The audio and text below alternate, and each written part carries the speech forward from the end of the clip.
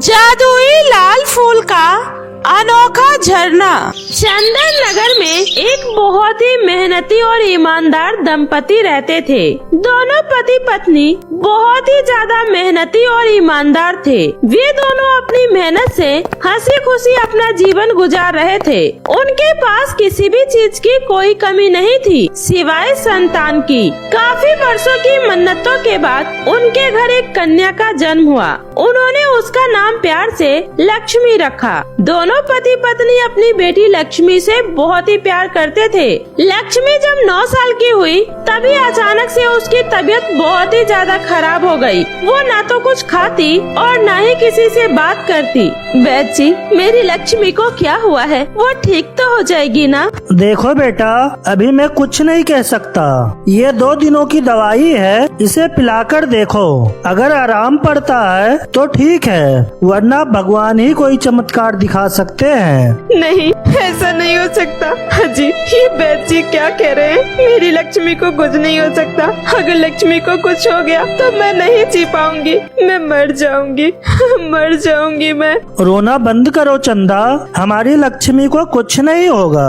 वैद्य जी ने 2 दिनों की दवाई दी है ना, ऊपर वाले ने चाहा तो हमारी बेटी ठीक हो जाएगी। भगवान करे ऐसा ही हो जी। ठीक है चंदा, तुम लक्ष्मी का ध्यान रखो, मैं खेत पर से आता हूँ। उसके बाद कुंदन खेत पर काम करने चला जाता है। ऐसे ही 2 दिन बीत जाता है और लक्ष्मी की तबीयत और भी ज्यादा बिगड़ने लगती है। माँ, मुझे बहुत दर्द हो रहा है। माँ, पिताजी, मुझे ये क्या हो गया पिताजी? मैं कब ठीक होऊंगी पिताजी?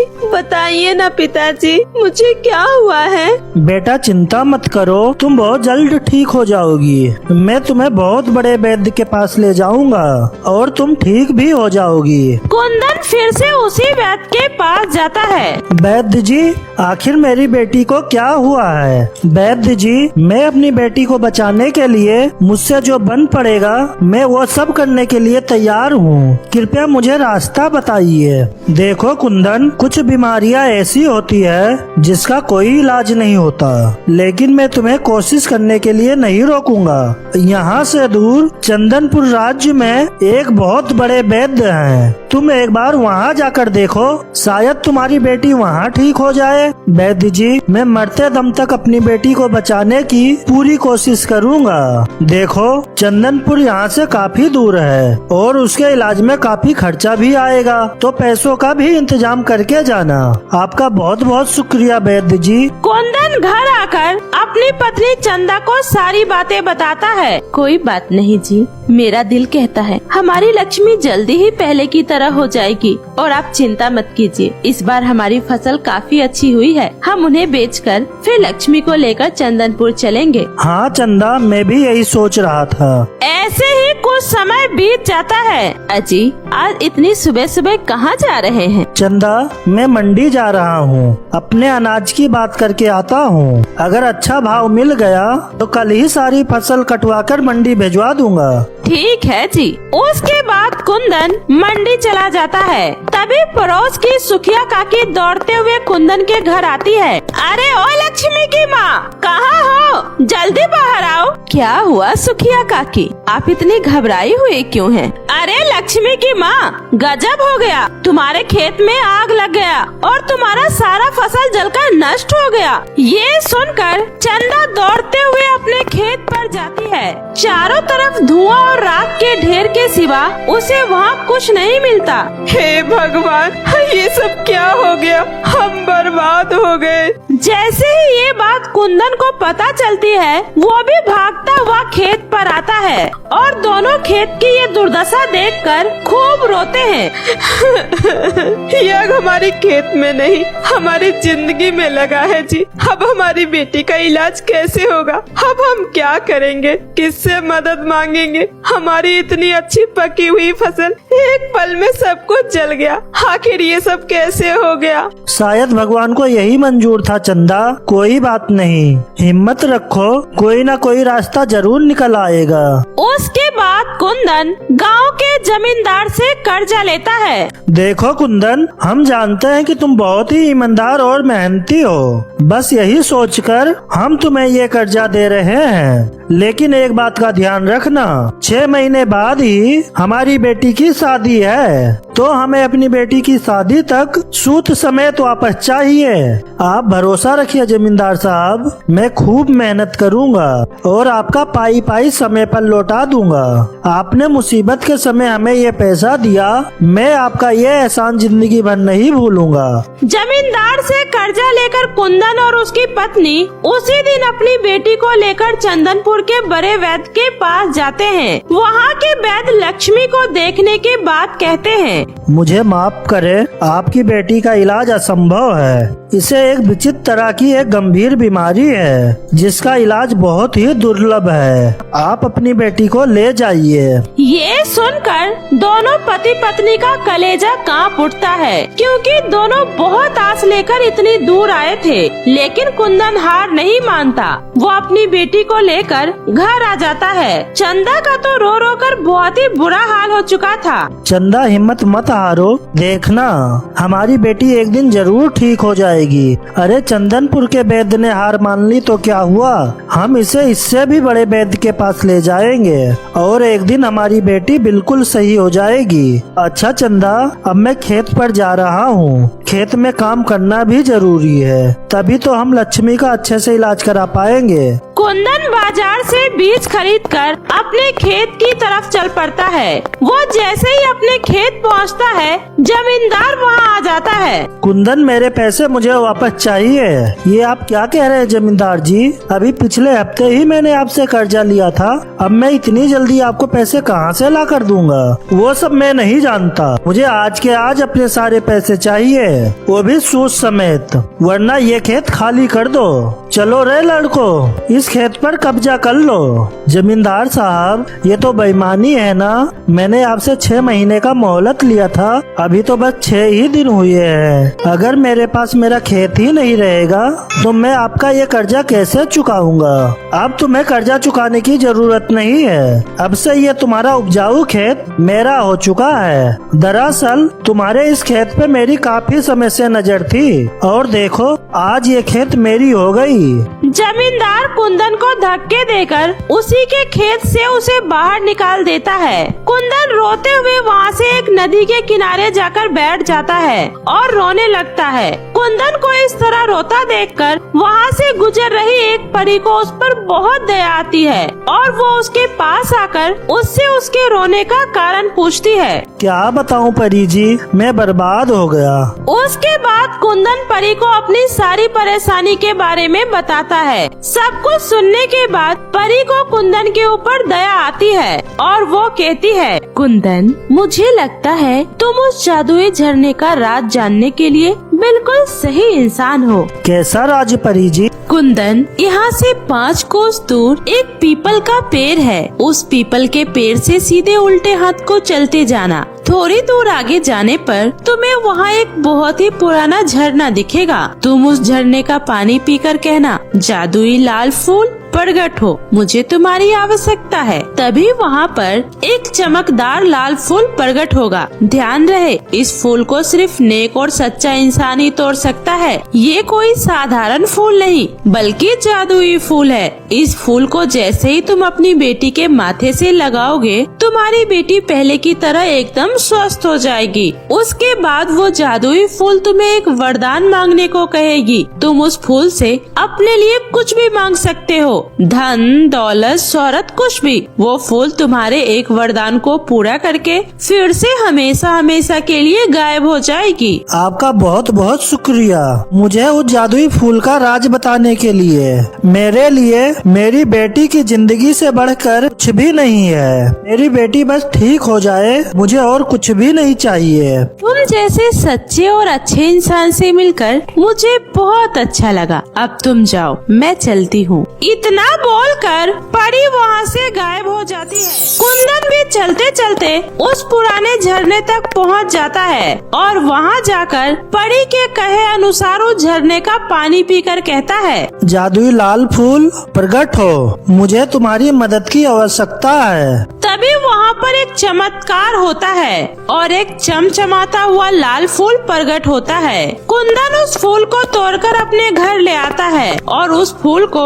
सबसे पहले ले जाकर अपनी बेटी के माथे से लगाता है। फूल का स्पर्श होते ही उसकी बेटी लक्ष्मी पहले की तरह ठीक हो जाती है। ये देखकर कुंदन और चंदा दोनों बहुत ही ज्यादा खुश होते हैं। माँ, मैं बिल्कुल ठीक हो गई, मैं ठीक हो गई पापा। हाँ बेटी, और ये सब उस परी और इस जादुई जीवन दान देने वाली लाल फूल की वजह से ही हो पाया है। वे लोग आपस में ये बातें कर ही रहे थे कि तभी जमींदार रोते हुए कुंदन के घर आता है। मुझे माफ कर दो कुंदन, मुझसे बहुत बड़ी गलती हो गई। मैंने तुम्हारे साथ बहुत गलत किया, मुझे माफ कर दो। मुझे तुम्हारा खेत नहीं चाहिए और ना ही तुमसे कोई पैसे चाहिए। जमींदार साहब, क्या बात है, आप ये सब क्यों कह रहे हैं? भाभी जी, मुझे माफ कर दीजिए। मैं आप सबका गुनहगार हूँ और मेरे उन्हीं गुनाहों की सजा भगवान ने मुझे दी है। मेरी बेटी 2 दिनों से ना कुछ खा रही है ना ही कुछ पी रही है। मैंने कई वैद्यों को भी दिखा लिया, लेकिन सभी कहते हैं उसकी बीमारी का कोई इलाज नहीं।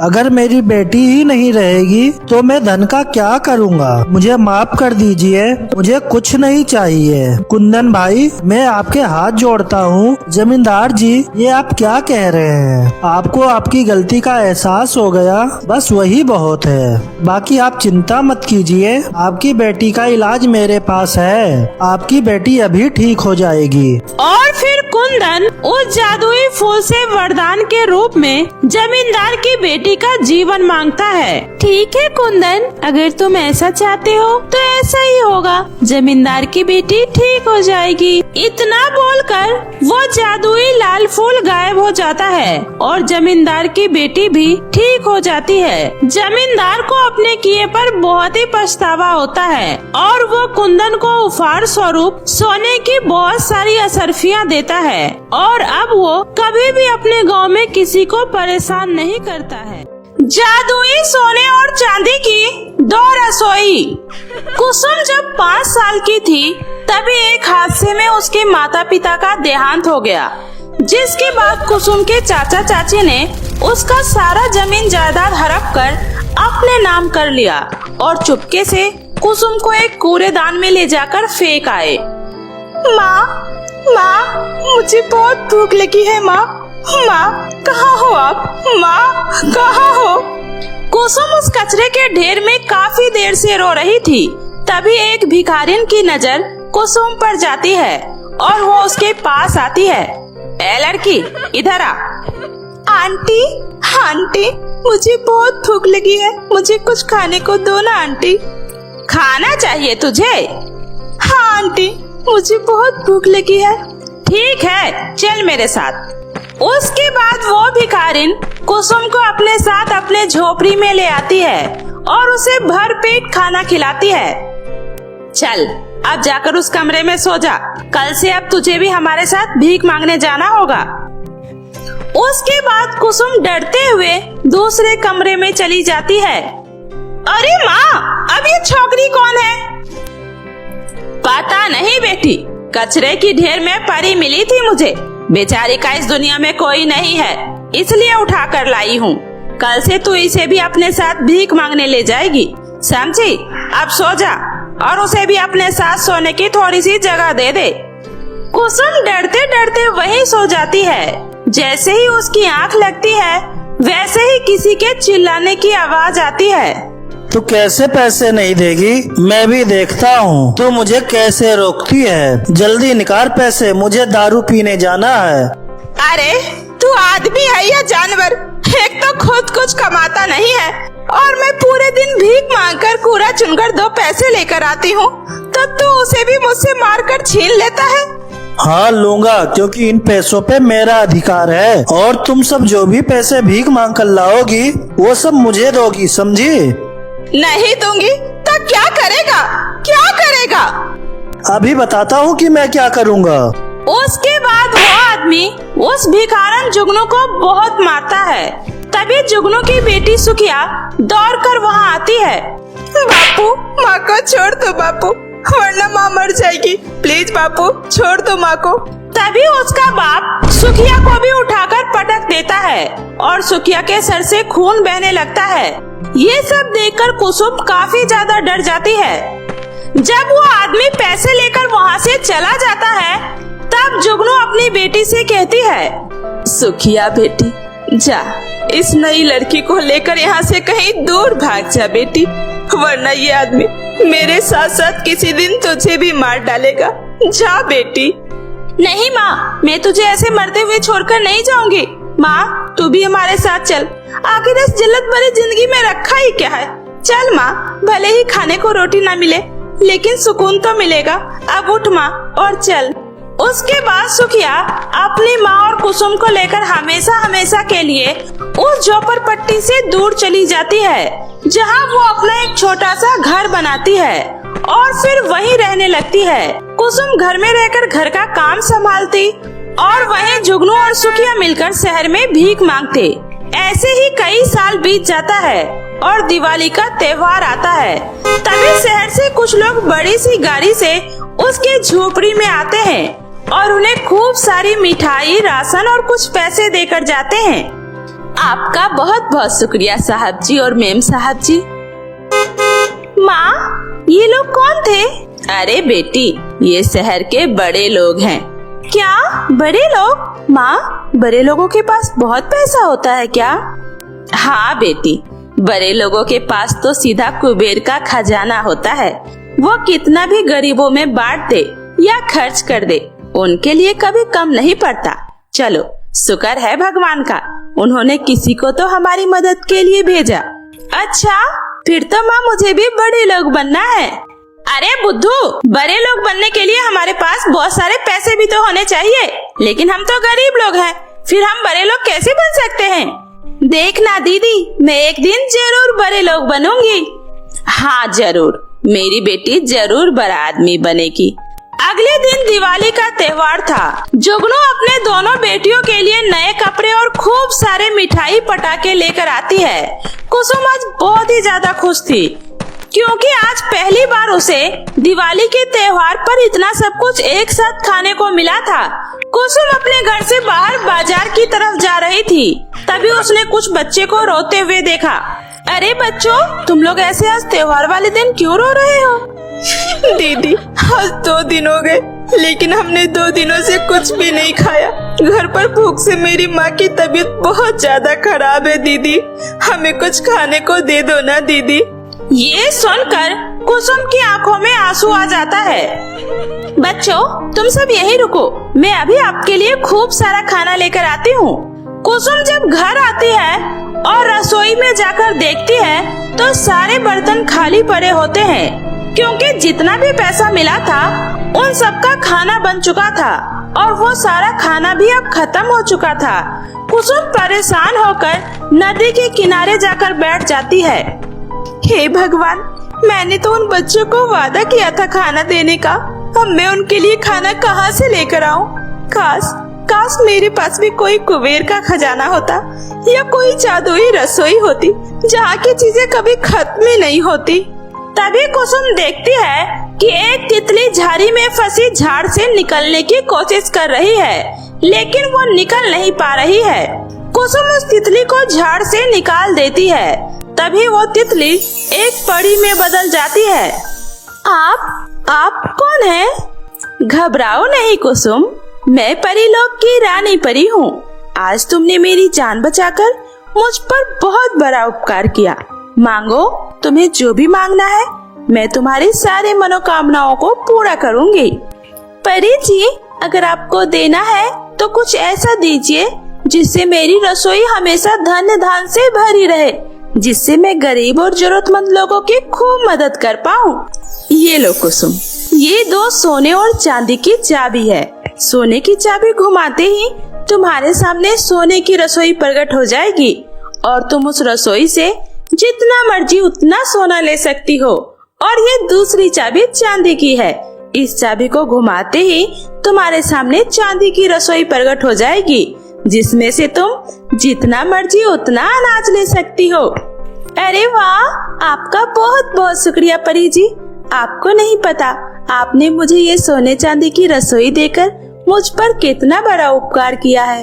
उसके बाद कुसुम भागते हुए घर जाती है और अपनी माँ और बहन को सारी बातें बताती है। कुसुम, अब देर किस बात की, अब जल्दी से अपने ये शुभ हाथों से चाबी घुमाओ। दोनों चाबी घुमाते ही वहाँ पर एक सोने और चांदी का रसोई प्रकट हो जाता है, जिसकी बात कुसुम कहती है, दीदी और माँ, आप दोनों जाओ और जितने भी गरीब और बेसहारा लोग हैं उन्हें बुलाकर यहाँ ले आओ। उसके बाद कुसुम और उसकी माँ और बहन मिलकर सभी गरीब और बेसहारा लोगों की मदद करने लगते हैं। अब वे लोग बहुत ही ज्यादा अमीर हो जाते हैं और सोने चांदी के रसोई के साथ हंसी खुशी अपना जीवन बिताने लगते हैं।